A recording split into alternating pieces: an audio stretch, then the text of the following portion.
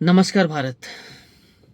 दोस्तों, जब भी समाज के अंदर भोगवाद आता है, यानी कि हर एक व्यक्ति भोगवादी जिंदगी जीने लगता है, तभी उनके जीवन में से भाव और प्रेम खत्म हो जाता है और व्यक्ति सिर्फ और सिर्फ अपने स्वार्थ के लिए सोचने लगता है। प्रकृति के लिए और दूसरों के लिए सोचना वो बंद कर देता है। उनके अंदर अंध का रूपी अहंकार का निर्माण होता है और राक्षसी वृत्ति उनके ऊपर प्रभावी होती है और दैवीय वृत्ति नाश होने लगती है। जब भी इंसान के अंदर भाव खत्म होता है, तभी वो पशु तुल्य जिंदगी जीने लगता है। सिर्फ उनको लगता है कि खाओ पियो और मजा करो, सिर्फ वही जिंदगी है। तभी जीवन में और वह युग में, यानी कि हर एक युग में, वो राक्षसी वृत्ति को खत्म करने के लिए और दैवीय वृत्ति की संस्थापना करने के लिए, अच्छे विचार देने के लिए और लोगों को जिंदगी जीने की राह दिखाने के लिए कोई संत पुरुष, महापुरुष या कोई अवतार का जन्म होता है। और वो संत महापुरुष या जो भी अवतार है, वो वेद उपनिषद का विचार या शास्त्रों का विचार, पुराण का विचार लोगों के अंदर देके उनके जीवन में दैवीय वृत्ति का निर्माण करके उनके जीवन में रोशनी पैदा करता है, विचारों की रोशनी, और लोगों को जीवन जीने की राह दिखाता है। आज ऐसे ही संत की जन्म जयंती है जिन्होंने सिख धर्म की, यानी कि सिख पंथ की संस्थापना की, वह यानी कि गुरु नानक देव जी, जिनका जन्म तलवंडी यानी कि आज का नानकना साहेब, जो आज पाकिस्तान में प्रेजेंट है, वहां पे हुआ था। उन्होंने करतारपुर साहब की, यानी कि करतारपुर नगर की संस्थापना की थी।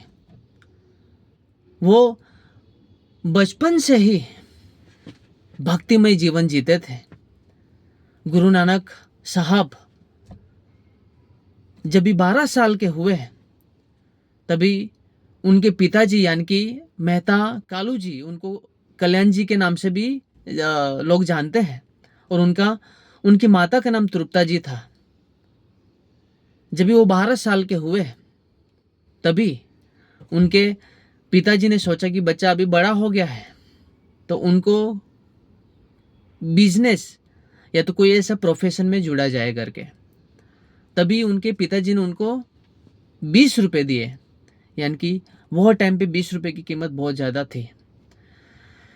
तभी 20 रुपये लेके गुरु नानक देव जी घर से निकलते हैं व्यापार करने के लिए, और आगे आगे जाते हैं उनको गरीब लोग मिलते हैं, भूखे प्यासे लोग मिलते हैं।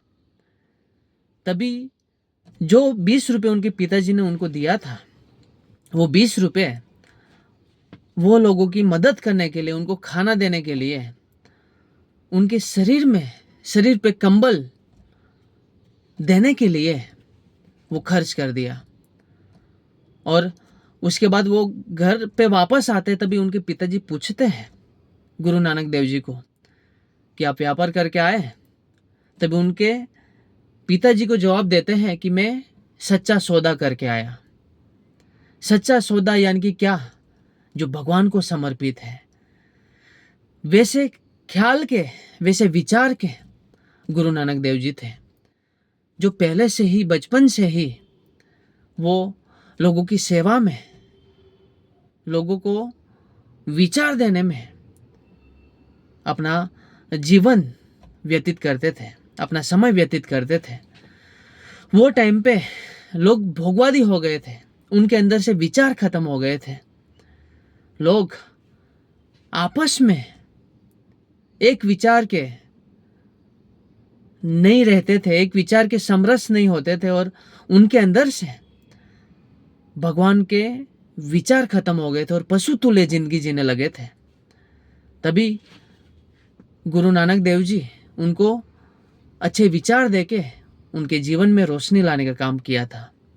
जब भी वो 28 साल के हुए तभी एक बार वो मेडिटेशंस कर रहे थे और 3 दिन तक कंटिन्यूस वो उन्होंने मेडिटेशंस किया। यानी कि 3 दिन ना उनको खाने का ख्याल आया ना उनके 3 दिन कंटिन्यूस उनको भी खुद को नहीं पता था कि वो कौन सी दुनिया में चले गए और लोगों को लगा कि ये गायब हो गए करके। पर 3 दिन के बाद जब भी उनको ध्यान में से वो उठे तभी उनके अंदर ज्ञान की रोशनी हुई, ज्ञान का एनलाइटमेंट हुआ और वह उसके बाद जो ज्ञान की प्राप्ति हुई वो ज्ञान का उपयोग लोगों के जीवन में अच्छे विचार भरने के लिए अच्छी जिंदगी वो जिए, ताकि हर एक घर घर में जाके भगवान के विचार दिए, वेद उपनिषद के विचार देके जो लोग पशु तुल्य जिंदगी जी रहे थे उनको दैवीय विचार देके उनके जीवन में दैवीय विचारों की रोशनी लाई और उनको जिंदगी जीने की राह दिखाई। उसके बाद वो कई देश घूमे, वो सऊदी अरबिया गए, तिब्बत गए, ईरान, इराक यानी कि पहले उसको पर्सिया के नाम से जाना जाता था। वो हर एक मक्का में गए, हर एक जगह पे जाके जो उनको ज्ञान की प्राप्ति हुई वो ज्ञान स्प्रेड करने लगे। ज्ञान की रोशनी है वो हर एक लोगों तक पहुंचाई और उनको जिनका मुख भगवान के विमुख था वो भगवान के सम्मुख किया। उन्होंने बहुत सामाजिक कार्य भी किए, जैसे कास्ट सिस्टम खत्म किया, विडो सिस्टम खत्म किया, उच्च नीच का भाव खत्म किया और लोगों को आपस में जुट के एक मत के किए। उसके बाद उन्होंने सिख धर्म की संस्थापना की। सिख यानी कि लर्नर फॉर स्टूडेंट, वो यानी कि सिख। गुरु नानक देव जी उसके बाद करतारपुर नगर की संस्थापना की और वो सिख जो पंथ था उसका एक हेडक्वार्टर बना। उसके बाद सिख धर्म में कई गुरु आए और गुरु नानक देव जी के बाद गुरु अंगद देव जी आए। आगे की जो गद्दी है वो उन्होंने संभाली। गुरु अंगद देव जी ने जो गुरमुखी लिपि है यानी कि पंजाबी लिपि है उनके जन्मदाता है, यानी कि जो आज की पंजाबी भाषा बोली जाती है उनकी लिपि का जन्मदाता गुरु अंगद देव जी है। और आगे की जो सिख पंथ की राजगद्दी है वो गुरु अंगद देव जी ने संभाला। गुरु अंगद देव जी के बाद गुरु अमरनाथ जी आए। उन्होंने भी जो गुरु नानक देव जी और गुरु अंगद देव जी ने काम किया था उसको आगे बढ़ाया और गुरु अमरनाथ जो उनके एक दामाद थे गुरु रामदास जी, उनको अपना शिष्य बना के वो गद्दी उनको सौंपते हैं। फिर गुरु रामदास जी है जिन्होंने एक अमृत सरोवर यानी कि आज का अमृतसर है उसकी संस्थापना की और जो जितने भी 3 गुरु हो गए उनकी गद्दी को आगे बढ़ाया। उसके बाद गुरु जो रामदास जी थे उनके पुत्र गुरु अमरनाथ जी आए, जिन्होंने अमृतसर में यानी कि अमृतसर में गोल्डन टेम्पल यानी कि स्वर्ण मंदिर की संस्थापना की, गुरु हरमंदिर साहब। और जो वो भी एक ऐसे कवि थे जो गुरु नानक देव जी थे, तो उन्होंने एक ग्रंथ बनाया गुरु ग्रंथ साहिब, जो सिख पंथ का एक होली पुस्तक है, पवित्र ग्रंथ है। उसमें जितने भी जो गुरु हो गए 4 गुरु उनकी वाणी लिखी, संत कबीरदास जी की वाणी लिखी और 18 जो सनातन धर्म यानी कि हिंदू धर्म के जो संत हुए उनकी वाणी उसमें लिख के गुरु ग्रंथ साहिब की रचना की। अभी गुरु ग्रंथ साहिब की रचना करने के बाद गुरु रामदास जी हैं, उन्होंने जो सिख धर्म की जो गद्दी है उनको आगे बढ़ाई। उसके बाद गुरु रामदास जी ने, माफ कीजिएगा, गुरु अंगद देव जी, और गुरु अंगद देव जी तभी मेरे ख्याल से ये जहांगीर का शासन था। जहांगीर के दो पुत्र थे, एक खुसरो था और एक शाहजहां था। खुसरो ने अपने पिताजी के अगेंस्ट में ही विद्रोह कर दिया, यानी कि जहांगीर के अगेंस्ट में ही विद्रोह कर दिया राजगद्दी के लिए। और उसके बाद खुसरो है वो गुरु अंगद देव जी के शरण में आ जाता है। तो ये देख के जहांगीर बहुत नाराज हो जाता है और जहांगीर है वो अंगद देव जी को फांसी की सजा देता है और उनको फांसी पर लटका देता है। उसके बाद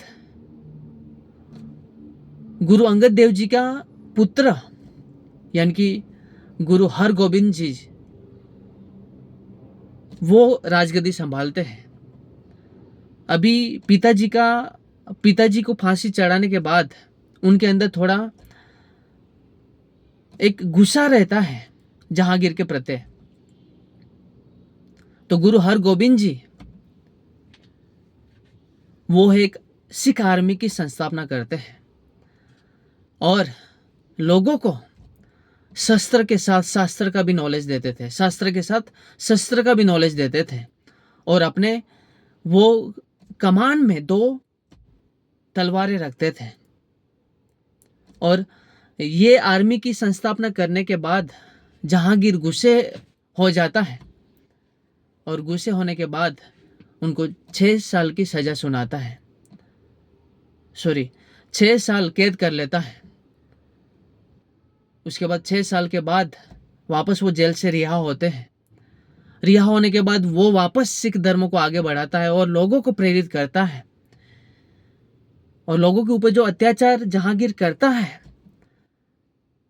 उसके अगेंस्ट में वो लोगों को आपस में जुड़ने का काम करता है, एकता में लोगों को बांध के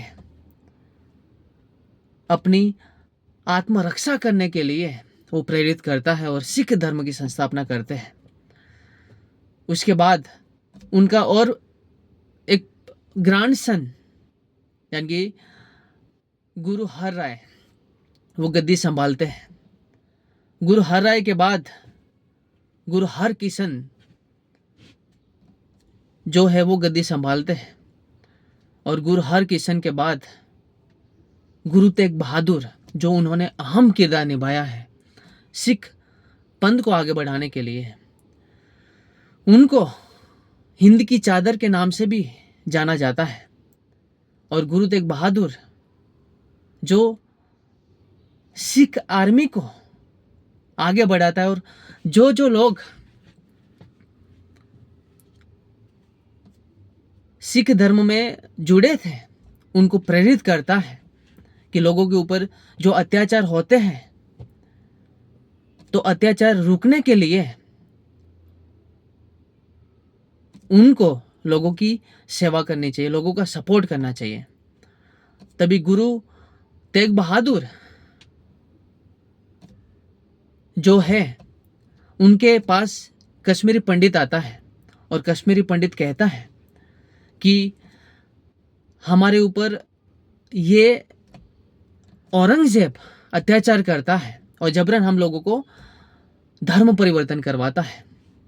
तभी गुरु तेग बहादुर कहते हैं कि आप दिल्ली जाओ और औरंगजेब को कह दो कि एक सिख है गुरु तेग बहादुर, अगर तू उसको इस्लाम धर्म में कन्वर्ट करवा देता है ना तो हम जितने भी हिंदू हैं वो खुशी खुशी मुसलमान बन जाएंगे, इस्लाम धर्म को इस्लाम धर्म में कन्वर्ट हो जाएंगे। तभी दिल्ली में जाके ये पंडित बोलते हैं कि एक सिख है, उनको अगर आप इस्लाम धर्म में कन्वर्ट करते हैं ना तो हम खुशी खुशी हम हिंदू धर्म को छोड़ के मुसलमान बन जाएंगे। तभी गुरु तेग बहादुर को वो दिल्ली बुलाता है और उनके ऊपर उनको बहुत समझाता है, बहुत प्रलोभन देता है औरंगजेब, और नहीं मानते हैं तो उनके ऊपर बहुत अत्याचार भी करते हैं। फिर भी गुरु तेग बहादुर इस्लाम धर्म में कन्वर्ट नहीं होते हैं, इस्लाम धर्म कबूल नहीं करते हैं। उन्होंने बोला कि जान जाए तो जाए, लेकिन जो संस्कृति में मैं पैदा हुआ हूँ, जो धर्म में पैदा हुआ हूँ, और सनातन संस्कृति के लिए जो सिख धर्म की संस्थापना हुई है, सनातन संस्कृति को आगे बढ़ाने के लिए हर एक सिख जो जुड़ा हुआ है, तो वो सिख धर्म को आगे बढ़ाऊंगा और सनातन संस्कृति को आगे बढ़ाऊंगा, लेकिन मैं इस्लाम धर्म कभी कबूल नहीं करूंगा। इसलिए उनको हिंद स्वराज की हिंद की चादर कहा जाता है। और फिर वो इस्लाम धर्म को कबूल नहीं करते हैं, इसलिए औरंगजेब उनको चांदनी चौक पे उनका सर काट के वहां पे लटका देते हैं। तो वैसा क्रूर औरंगजेब था। और ऐसे हमारे शौर्यवान गुरु तेग बहादुर थे। और गुरु तेग बहादुर जब भी उनकी मौत हुई, उसके बाद उनकी गद्दी संभालते उनका जो और एक पुत्र आता है, गुरु गोबिंद सिंह जी, जो कहते हैं कि कुछ 7 साल की उम्र में ही उन्होंने वो गुरु गद्दी संभाले थे। और उनके 4 बेटे थे। उनके 4 बेटों के ऊपर भी औरंगजेब ने बहुत अत्याचार किया था। चमकौर का जो 2 बड़े पुत्र थे, चमकौर के युद्ध में शौर्यता के साथ लड़े थे। और दूसरे 2 पुत्र थे, भाई जोरावर और भाई फतेह सिंह, जिनको औरंगजेब ने दीवार पे चुनवा दिया था। ऐसा क्रूर औरंगजेब था। फिर भी गुरु गोबिंद सिंह जी लड़ते रहे सनातन धर्म की रक्षा के लिए, सिख धर्म को आगे बढ़ाने के लिए लड़ते रहे। और उन्होंने और बहुत सारे ऐसे औरंगजेब के साथ युद्ध किए और कई युद्ध जीते। और गुरु गोबिंद सिंह जी है, उन्होंने कहा कि 1.25 लाख से 1 लड़ाऊं, चिड़ियन ते मैं बाज कहलाऊं, तो मैं गुरु गोबिंद सिंह नाम कहलाऊं। ऐसे सुरवीर थे जिन्होंने सनातन संस्कृति की रक्षा के लिए, मातृभूमि की रक्षा के लिए अपने 4 बेटे को शहीद कर दिया। और उन्होंने सिख पंथ में खालसा पंथ की संस्थापना की। खालसा पंथ यानी कि एक आर्मी जो संस्कृति को और मातृभूमि को ऐसे क्रूर लोगों से लड़ने के लिए प्रेरित करती थी, जिन्होंने 5 कह दिया। यानी कि खालसा पंथ में जो भी पुरुष था उसको सिंह के नाम से पुकारा जाता था, और महिला थी उसको कौर के नाम से पुकारा जाता था। और उन्होंने 5 कह दिया। 5 कह में पहला के कैश, हर एक सिख कैश रखते हैं, और कैश को मेंटेन करने के लिए कंघी होती है। उसके बाद कड़ा रहता है, किरपाल रहता है, तलवार, और कच्छा रहता है पहनने के लिए। ऐसे 5 चीज सिख पंथ में रहने वाले सिख पंथ के लोग उसको बराबर मेंटेन करते हैं। और ये किरपाल वगैरह सब अपनी आत्मरक्षा के लिए, कड़ा है वो अपनी आत्मरक्षा के लिए वो लोग पहनते हैं। ऐसा है हमारा सिख पंथ।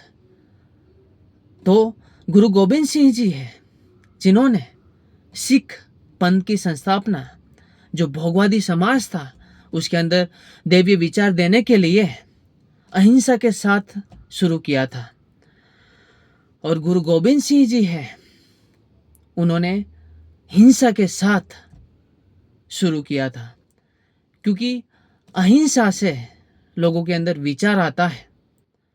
और जब भी राक्षसी वृत्ति खत्म हो जाती है और पशु तुल्य जिंदगी जो राक्षस रहते हैं, जब भी धर्म को, संस्कृति को, मातृभूमि को तोड़ने की कोशिश करते हैं, औरंगजेब से, मुगल जैसे लोग, मुगल के जितने भी लोग हैं, मुगल सल्तनत के लोग जो लुटेरे थे, उनके सामने मातृभूमि संस्कृति की रक्षा करने के लिए तलवार भी उठाना पड़ता है। वो गुरु गोविंद सिंह जी ने सिखाया। इसलिए हमारी संस्कृति में कहते हैं ना कि अहिंसा परमो धर्म। लेकिन जब भी मातृभूमि संस्कृति की बात आए और मानवता की बात आए, तो हिंसा धर्मो तथैव च भी होना चाहिए। अहिंसा परमो धर्म, हिंसा धर्मो तथैव च। तो गुरु नानक देव जी से लेके गुरु गोविंद सिंह जी 10 गुरु हो गए। उसके बाद गुरु गोविंद सिंह जी ने गुरु गद्दी खत्म की और उनका जो सिख पंथ का होली पुस्तक है गुरु ग्रंथ साहिब, उसको लास्ट गुरु माना और उसके बाद गुरु परंपरा खत्म हो गई। ऐसे हमारे गुरु नानक देव जी से लेकर गुरु ग्रंथ साहिब तक हमारे गुरु थे, जिन्होंने हमारी संस्कृति, मातृभूमि और मानवता को उजागर करने के लिए अपना जीवन न्यौछावर किया। अपने हड्डियों का खाद करके, अपने लहू का पानी करके अपनी संस्कृति को आज भी जीवंत रखा हुआ है। आज ऐसे ही हमारे गुरु नानक देव जी का जन्मदिन है, जन्म जयंती है, तो उनको और जितने भी 10 गुरु हो गए हमारे, उनको सत सत प्रणाम और जय हिंद।